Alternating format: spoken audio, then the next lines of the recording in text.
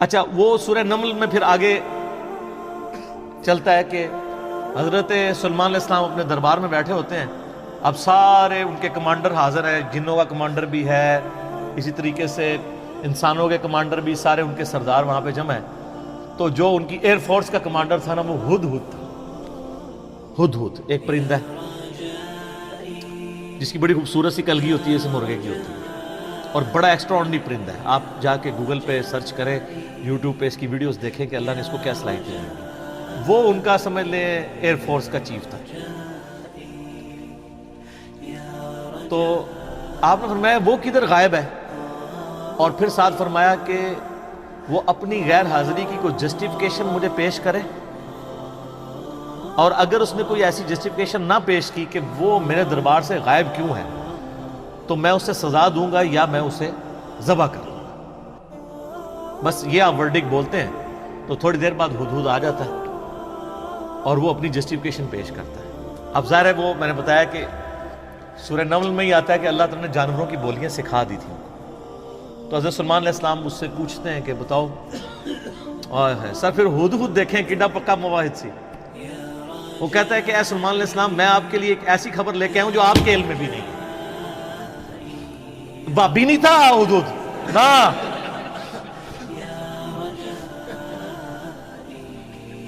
اچھا سلیمان علیہ السلام نے کہا کیا خبر لے کے آیا ہوں؟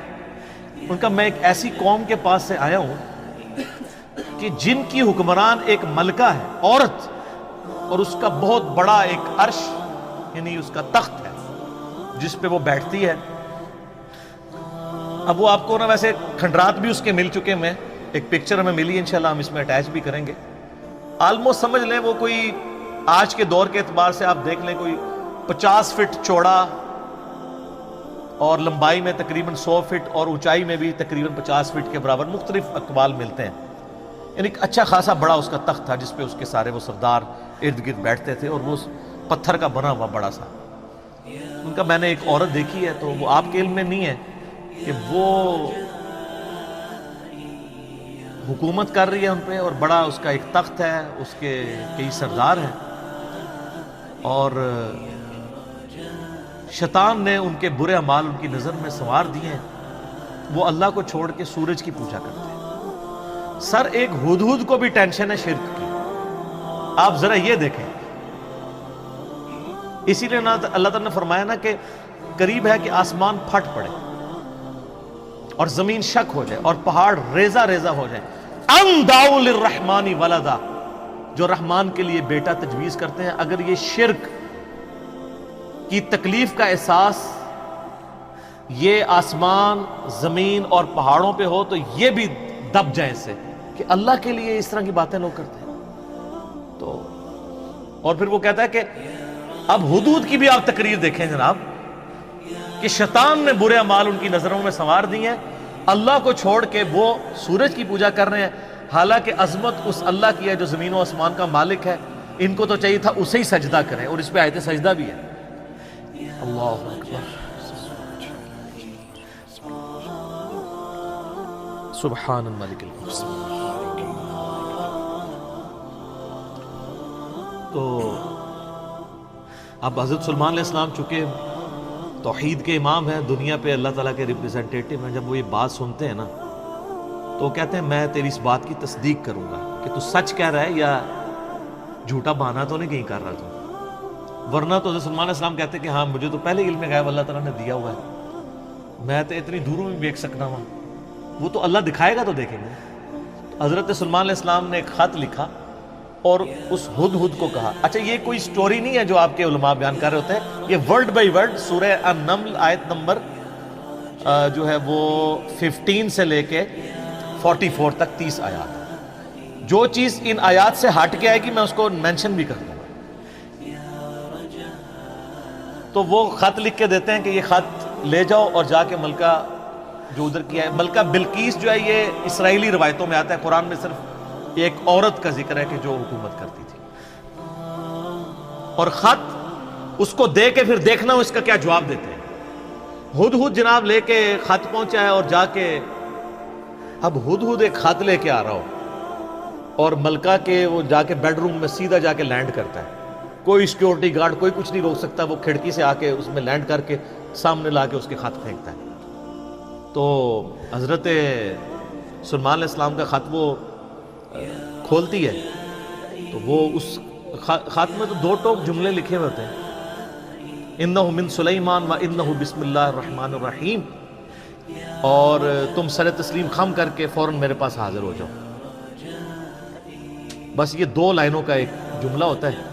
جب وہ اپنے سرداروں سے مشورہ کرتی ہے تو وہ کہتی ہے میرے پاس ایک معزز خط آیا ہے، اور یہ معزز خط سلیمان کی جانب سے ہے۔ انہ من سلیمان، سورہ النمل آیت نمبر 30، یہ واحد مقام ہے جہاں سورت کے اندر بسم اللہ شریف آئی ہے۔ ایک عزت والا خط آیا ہے۔ عزت والا وہ اس لیے کہتی ہے، وہ اس کو پتہ چل گیا کہ غیر معمولی بندہ ہے، کہ ہد جس کا خط لے کے آ رہا ہے میرے پاس، تو ظاہر ہے یہ کوالٹی تو اس کے پاس نہیں تھی کہ یہ کوئی کتنا بڑا بادشاہ ہے کہ جس کو اللہ نے یہ حکومت دی ہے کہ جانوروں پہ بھی اس کی حکومت ہے۔ تو وہ کہتی ہے کہ ایک معزز خط میرے پاس آیا ہے جو سلیمان کی جانب سے ہے، اور وہ اللہ کے نام سے شروع ہو رہا ہے۔ اس سے یہ سنت ٹھہری کہ جب آپ کوئی خط لکھیں کسی کو تو بسم اللہ سے اس کا آغاز کریں، اور اس میں یہ ہے کہ سر تسلیم خم کرو اور میرے پاس حاضر ہو جاؤ۔ تو وہ اپنے سرداروں سے کہتی ہے کہ میں تمہیں پتہ ہے کہ میں کوئی کام اس وقت تک نہیں کرتی جب تک کہ میں مشورہ نہ کر لوں، ہر معاملے میں تم سے میں مشورہ کرتی ہوں۔ قوم سبا کی وہ ملکہ تھی، تو مجھے بتاؤ تم مجھے کیا مشورہ۔ تو سردار تو آپ کو پتہ ہے جو ان کی تو ایک خاص جنگجو نیچر ہوتی ہے، انہوں نے کہا ہم تو بڑے طاقتور ہیں، بڑے زور آور ہیں، ہم ہر طرح کے بادشاہ کا مقابلہ کر سکتے ہیں، آپ ہمیں حکم دیں، دیکھی جائے گی۔ لیکن وہ تو سمجھدار ہوتی ہے نا، جس میں مجھے بھی آگے لوگ پھونک چڑھا رہے ہوتے ہیں، لیکن جو بندہ ڈرائیونگ سیٹ پہ بیٹھا ہوتا ہے اس کو پتہ ہوتا ہے کہ کام کو کس حکمت سے لے کے چلنا ہے۔ تو وہ ملکہ کہتی ہے کہ اس کو تو اندازہ ہو گیا کہ یہ کوئی عام بندہ نہیں ہے، ان کی ساری پھوپھا نکال دے گا وہ۔ تو وہ کہتے ہیں کہ وہ ملکہ آگے کہتی ہے، اس کے الفاظ اللہ تعالیٰ نے نقل کیے، وہ کہتی ہے کہ یاد رکھنا بادشاہ جب کسی ملک میں داخل ہوتے ہیں نا تو وہاں کے شرفاء کو ذلیل کر دیتے ہیں، تو یعنی یہ جو ہمارے پاس ملک ہے یہ بھی ہمارا چھین جائے گا، ہم میں یہ طاقت نہیں کہ ہم اس شخص کا مقابلہ کر سکیں۔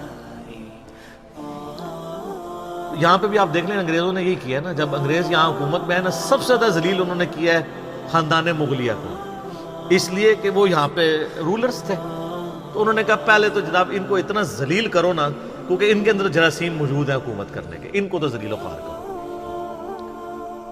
تو وہ ملکہ کی بات یونیورسل ٹروتھ اللہ نے نقل کیا کہ جب بادشاہ داخل ہوتے ہیں تو وہاں کے شرفاء پھر سب سے پہلے وہ ذلیل ہوتے ہیں۔ تو وہ کہتی ہے کہ اس میں جلدی نہیں ہمیں کرنی چاہیے، میں سلیمان کو نا کچھ گفٹ بھیجتی ہوں اور میں دیکھتی ہوں کہ اس کے رسپانس میں وہ کیا کرتا ہے، تو پتہ چل جائے گا کہ وہ واقعی ایک دنیا دار بادشاہ ہے یا اللہ کا ریپریزنٹیٹیو ہے۔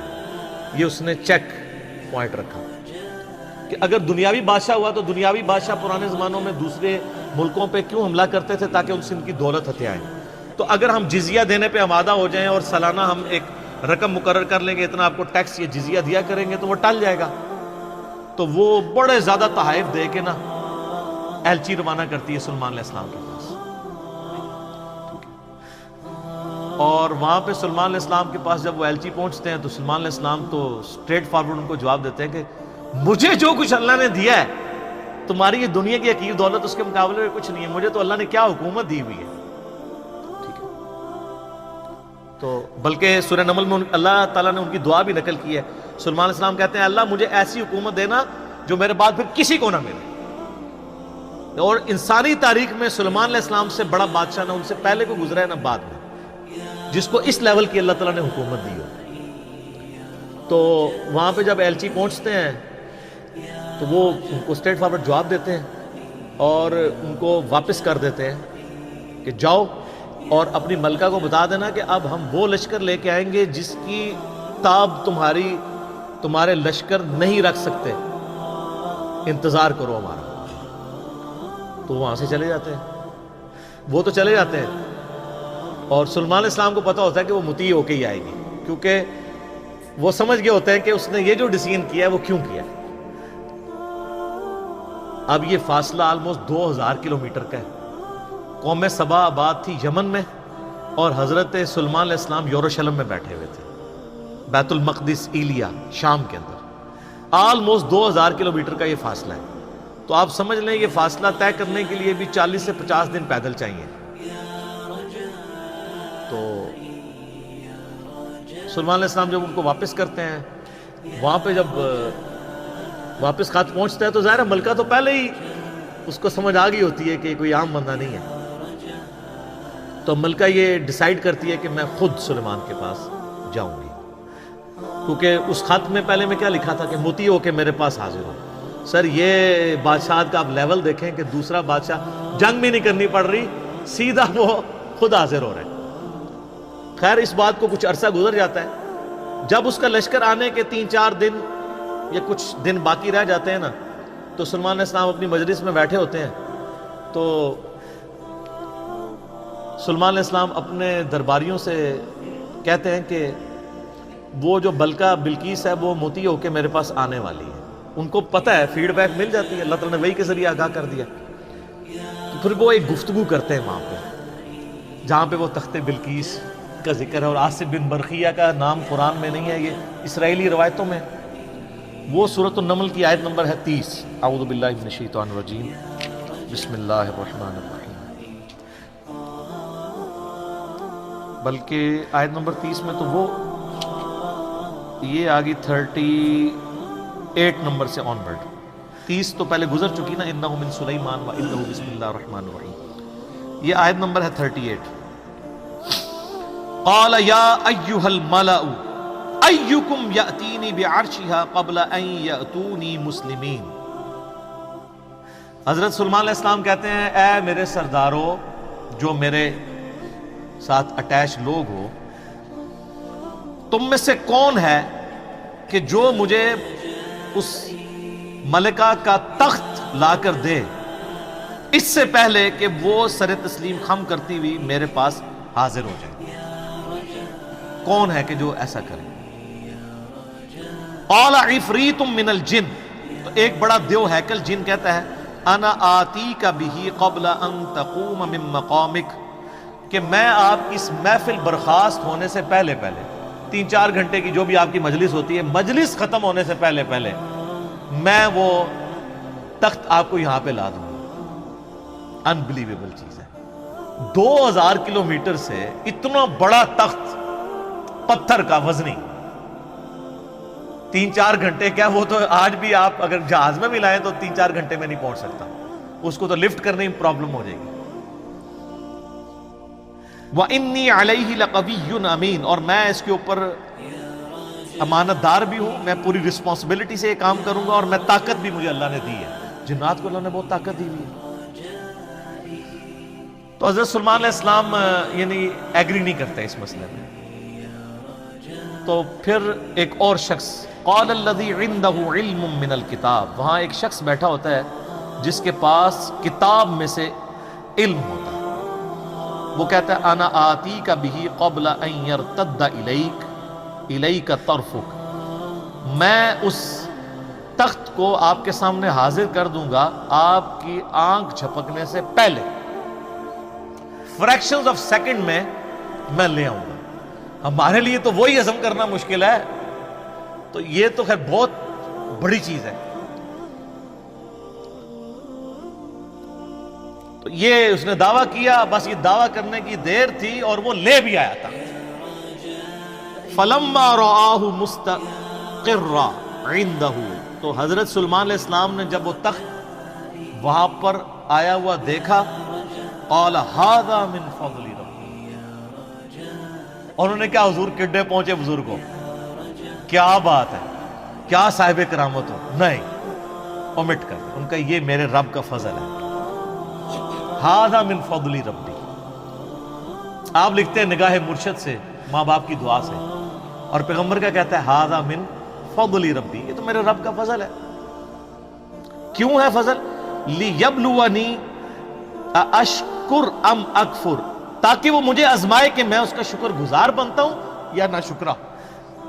یہ سر توحید ہے. ومن شکر فانما یشکر لنفسہ، اور جو کوئی اللہ کا شکر کرے گا تو وہ بھی اپنے نفس کی خاطر ہی کر رہا ہوگا، اللہ کو کوئی پرواہ نہیں. ومن کفر، اور جو کوئی اللہ کی ناشکری کرے، فإن ربی غنی کریم، تو میرا رب تو غنی ہے، کریم ہے، اسے کسی کی پرواہ ہی نہیں ہے. ھذا من فضل ربی۔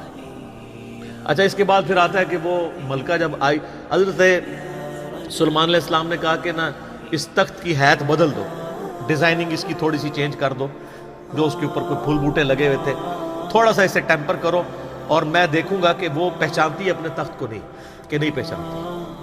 تو وہ پھر ملکہ وہاں پہ آ پہنچتی ہے، تو سلیمان علیہ السلام اسے ریسیو کرتے ہیں اور کہتے ہیں اس تخت کے بارے میں تیرا کیا خیال ہے؟ تو وہ بڑی سمجھدار ہوتی ہے، تو وہ کہتی ہے یہ تو لگتا ہے کہ یہ میرے تخت ہی ہے، اس کی مثل مجھے لگ رہا ہے بلکہ شاید وہی ہے۔ تو یہ اس کی سمجھداری کا بھی ثبوت ہے کہ وہ اس کو ٹیمپرڈ فارم میں بھی پہچان لیتی ہے، اور یہ اس کو دوسرا میسج مل جاتا ہے انہوں نے کیا لڑنا ہے، اس نے کہاں سے لڑنا ہے۔ وہ تو یہ بھی نہیں تھی ایکسپیکٹ کر سکتی کہ 4 مہینے میں بھی کوئی اٹھا کے یہاں لا سکے، ابھی تو اس کو یہ پتہ ہی نہیں تھا، یہ تو ایسے آیا ہوا ہے۔ تو پھر سلیمان علیہ السلام اسے اپنے جو ٹیمپل ہے نا اس کی بھی تھوڑی جھلک کرواتے ہیں۔ آگے ایک محل میں جب لے کے آتے ہیں کمرے میں، تو اس میں ایسے شیشے جڑے ہوئے ہوتے ہیں کہ وہ گویا دیکھنے میں تالاب محسوس ہو رہا ہوتا ہے۔ تو جب اس پہ پاؤں رکھنے لگتی ہے وہ سمجھتی ہے شاید پانی والا تالاب ہے، تو وہ اپنے جو تہمد ہے یا جو بھی اس نے کپڑے پہنے ہوتے ہیں وہ تھوڑی سی اٹھا لیتی ہے، اس کی پنڈلیاں بھی ننگی ہو جاتی ہیں، وہ سمجھتی ہے پانی ہے، وہ پانی نہیں ہوتا، تو وہ امپریس ہوتی ہے۔ اور پھر وہ وہاں پہ کہتی ہے کہ میں سلیمان کے ساتھ اپنے رب کے سامنے سر تسلیم خم کرتی ہوں، جو میں شرک کرتی رہی میں اللہ کی طرف رجوع لاتی ہوں، اور وہ اسلام قبول کرتی ہے۔ باقی اسرائیلی روایتوں میں پھر ملتا ہے کہ سلیمان علیہ السلام کا نکاح اس کے ساتھ ہوتا ہے۔ قرآن نے اس چیز کو ایڈریس نہیں کیا، قرآن تو بس کنکلوڈ اس پہ کرتا ہے کہ وہ مسلمان ہو جاتے ہیں، نہ وہ بریلوی ہوتی ہے، نہ دیوبندی ہوتی ہے، نہ اہل حدیث ہوتی ہے، نہ شیعہ ہوتی ہے، بلکہ مسلمان ہو جاتی ہے۔ اور آپ یہ الفاظ دیکھیں جناب، مسلمان مسلمان ہی ہیں ہر طرف۔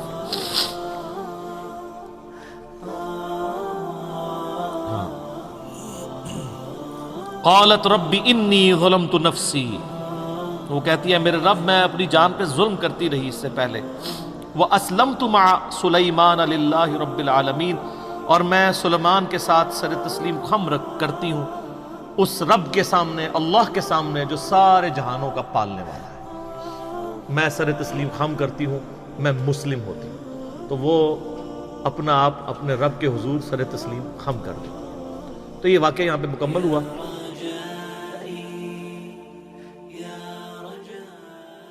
اب وہ یہ کہتے ہیں جناب کہ جی وہ انہوں نے فکر لگ، اچھا اس سے تو توحید اخذ کرنی چاہیے تھی، یہ چکر میں پڑ کے وہ کہتے ہیں وہ بندہ لبو کیڑا جی جنہیں اینج کر کے تخت لے کے آئے۔ وہ بندہ اگر امپورٹنٹ ہوتا نا تو اللہ تعالیٰ اس کی تعریف وہاں پہ بیان کرتا،